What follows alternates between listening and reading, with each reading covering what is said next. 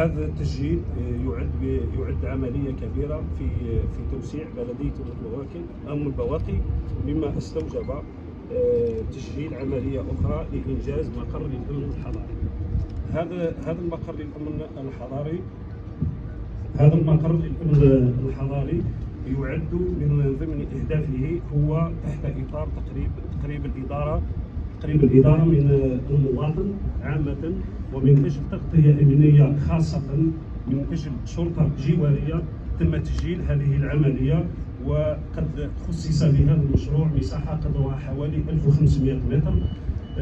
تم اختيار الأرضية بجوار مرافق عمومية، مدرسة ابتدائية متوسطة ثانوية، عيادة متعددة الخدمات، مسجد، سكنات ذات ارتفاعات عالية، مما يدل على وجود كثافة سكانية يستوجب من أجل هذا تغطية أمنية لهذه التوسعة.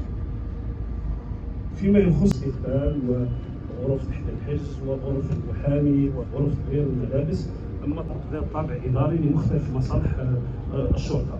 الطابق الثاني هو عبارة عن طابق خصص لرئيس الأمن الحضاري مع لواحقه من اتصالات وقاعة للأرشيف.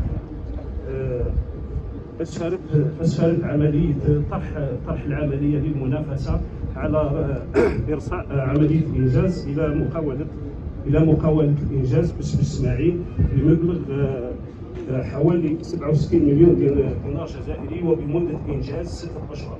وقد شرفتمونا السيد الوالي بمناسبة عيد الثورة بوضع الحجر الأساسي، وقد تمت إنجاز العملية في أوقاتها المحددة بمختلف الشبكات. العملية باعتبار تكاليف الدراسة والمخابر بالإضافة إلى الربط بمختلف الشبكات، اسفرت العملية على استهلاك مبلغ حوالي 77 مليون دينار جزائري.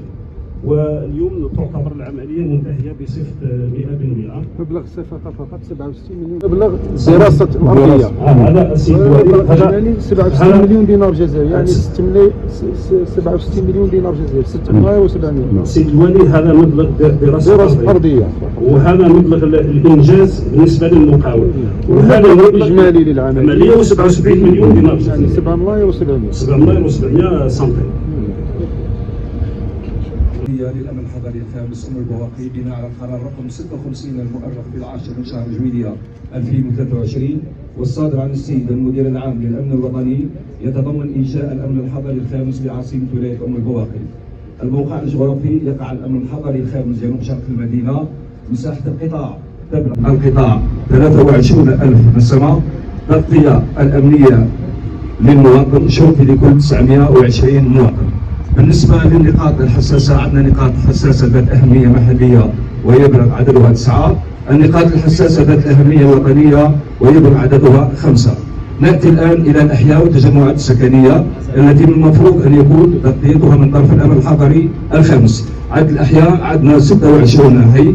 بالنسبة للمؤسسات التربوية عندنا 6 ابتدائيات، متوسطات عندنا 3 والثانويات عندنا 4، بالإضافة إلى الإقامات الجامعية والتي يبلغ عددها 4 إقامات.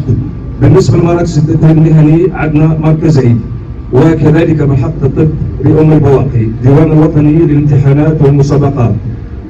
بالنسبة للمؤسسات الأمنية والمرافق العمومية بالإضافة إلى الأمن الحضري الخامس لدينا وحدة تداخل الدرك الوطني جيب، وكذلك محطة المدرسة الوطني للحماية المدنية، بالإضافة إلى مرافق عامة أخرى تتمثل في بريد، مركز البريد، مركز الأرصاد الجوية، وكذا محافظة الغابات بأم البواقي.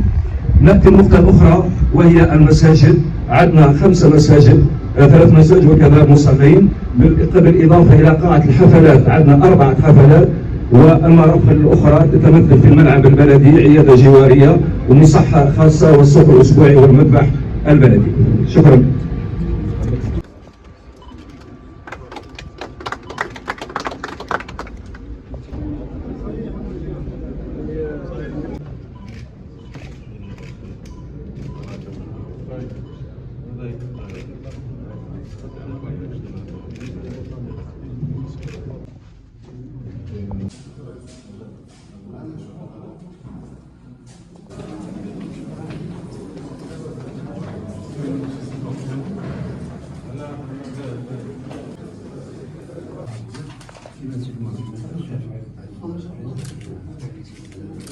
Gracias.